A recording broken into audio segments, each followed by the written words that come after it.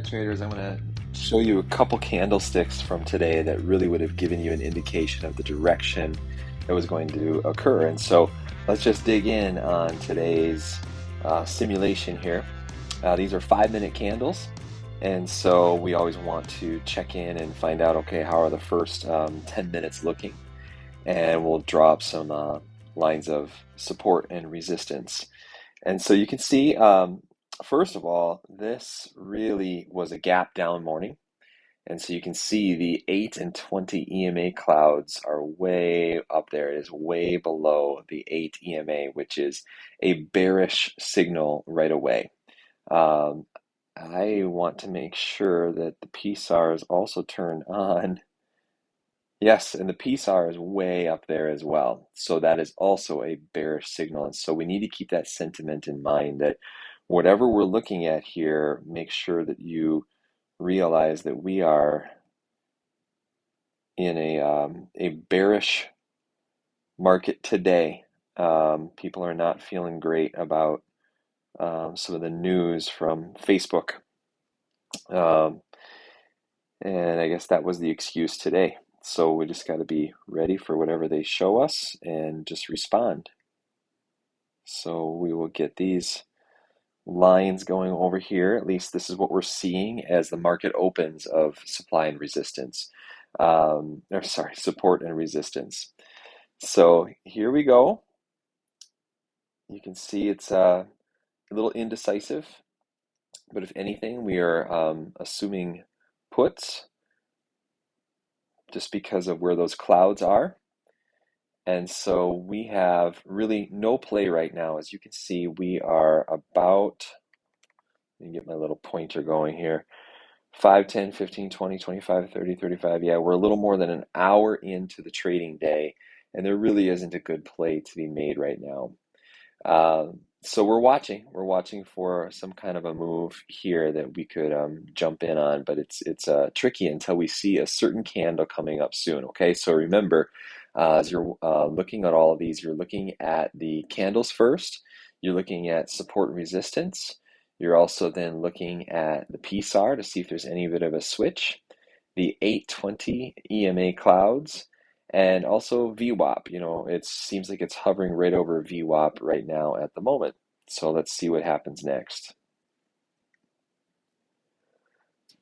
If anything, right now, someone is wondering about buying calls just because it broke above this resistance line.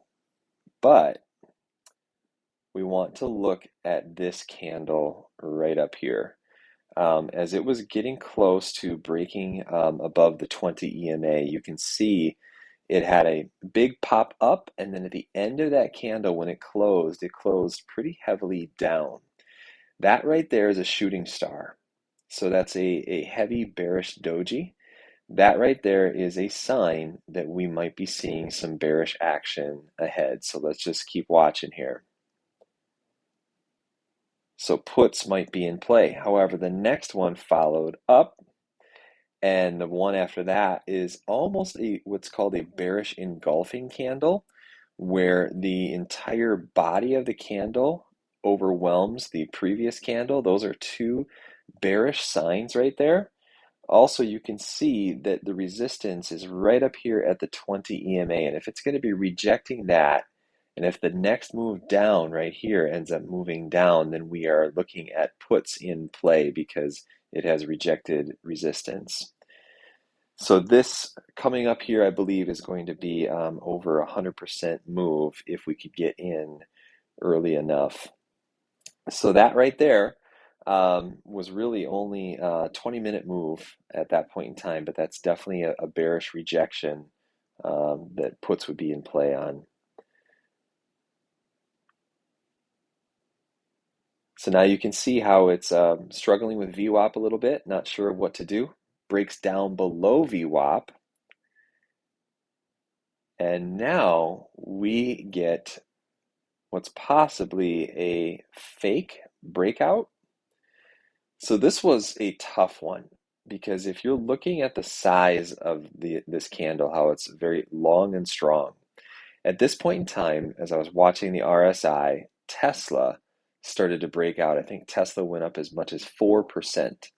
But every other Nasdaq stock was struggling at the time. And so we'll see what happens in response to this right here. So pretty big move up, and then you can see it hit that 20 again. You can see how it got close to that 20 up here and it hit the 20 right there. And not only did it hit that 20, but it rejected it hard. This right here is an engulfing candle from this one over here, almost engulfing. If you would take this as a 10-minute candle, it would engulf that previous candle. That's another bearish sign. So you get your shooting star and a 10-minute bearish engulfing. We're going down. All right, that's a sign that we are going down from here. Now it's below VWAP. So if you look at our confirmations up here of all the things we're looking at, it is flowing just the way we would expect, with these 820 clouds looking bearish and breaking down off of resistance with some candles that are really showing some strong resistance. So right there, if you would have purchased puts right after you had seen this bounce off of resistance up there, this went well over 100%. That's just 100%, 100% in an hour and a half. And it's not always easy to see, but sometimes if you zoom out, you can see we have a lot more red candles, and we actually have quite a descending channel that you can see right here forming its way down. So I would draw that, but sometimes this, okay. So we'll just try it from the top here, at the top of that wick, all the way down through here, and the top of these wicks. And you can see that these are the outliers here. Came right back in line after it hit that 20 EMA, and this would be a good time to sell right here, or at least make sure that you have a stop loss right above it at that area of resistance. Because you never know how far something is going to go down. That's a decent move right there, but then you can see support hit right there, but it wasn't support for very long. Now we're getting close to that noon hour where there's possibly an algo switch. And so you can still see the 5 PSAR is way up here. In other words, it is not saying that we are going to see any bit of a parabolic stop and reverse right now. But we can see some consolidation below VWAP. Wondering if there might be an algo switch. We're getting to that noon hour. And this is where it just takes patience. So you can just see a lot of doji candles in here, a lot of indecision, but it's still below. Just remember, when we trade the Nasdaq, there's usually going to be 2 moves in a day, or 2 trades in a day. Usually the initial move and then the reversal of that move. But some days there just isn't a reversal. This was definitely a down day. So this might be coming back up out of it. We'll see if these clouds might cross. If these clouds cross and the PSAR crosses, yeah, so that's, to me, this is very interesting. When the clouds don't cross, that to me is a rejection. That is telling me that we're going to continue with some puts down, even though the PSAR switched over here. That the fact that this did not cross over, it makes me wonder if we're going to see some more puts instead of calls. But we're getting close to 1 o'clock. You can see those EMA lines, those clouds are really tight. It has been consolidating for a couple hours. So this takes some patience, but I love watching it because I don't want to miss a move. No plays to be made right now. We're just looking for some kind of a move here that we could jump on. That might be our first one there, where it's kind of moving down. Yep. So you can see it broke down below this support, and the PSAR did switch back over to puts. It's always a little uncomfortable to buy puts when it's already been down so much. At this point, I think it was down 3% already, or close to 3%. But you just got to play the chart. Just play what the chart is showing you. If it breaks down below support, and you get a PSAR switch, you get at least a 50% move there. You can see those are some pretty strong down candles, and you wonder where we might see some support. So when I see support like that, you know it's going to come back up and test that 8 EMA. And from there, it's hard to say how much further something might go down. So what we want to do is draw our trend lines, and I'll see if I can never quite move this around the way I want to. Okay, so now we have this here, and we're going to be at the top of these wicks. If I can just get this straight, there we go.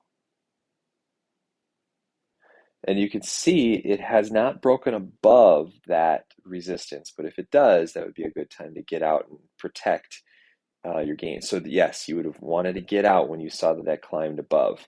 However, here's our friend again. There's that shooting star. So it hit the 20 EMA, and this was just a jumpy day. You could just tell it was not in the mood to go up. It hits this shooting star. That is a sign right there that puts could be back in play. We're going to watch for those reversal candles, and there it is. So now we're getting closer to the end of the day, and this is a good time to look for taking those profits. You don't want to be waiting till the end of the clock. So that definitely you wanted to take your profits, or if not here, right here to take those profits. Because these were weekly calls, and some people might think, well, I'm just going to hold. I'm just going to hold.